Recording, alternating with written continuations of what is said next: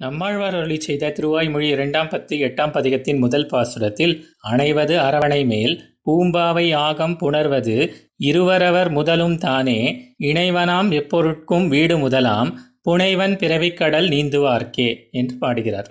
1000 தூண்களை உடையதும் விஸ்தாரமானதும் ஊர்த்தியுடையதுமான திருமாமணி மண்டபத்திலே தர்மம் முதலான 8 பீடத்தை கொண்டதான திவ்ய சிம்ஹாசனத்திலே 8 இதழ்களை கொண்ட தாமரையில் விமலை அனுகிரகை முதலான பெண்கள் சாமரம் வீசும்படி அந்த தாமரை நடுவில் ஆதிசேஷன் என்னும் படுக்கையின் மீது பெரிய பிராட்டியுடன் சர்வேஸ்வரன் வீற்றுள்ளான்.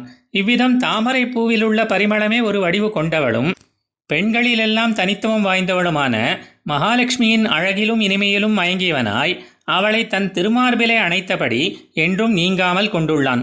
இப்படி திவ்ய தம்பதியராய் உள்ள சேர்த்தியுடன் சேஷசயனத்தில் இருப்பது கண்டு மகிழ்ந்து அவர்களுக்கு கைங்கரியம் செய்வதே மோட்சம் பெற்ற ஒருவனுக்கு கிட்டும் இன்பமாகும் என்கிறார்.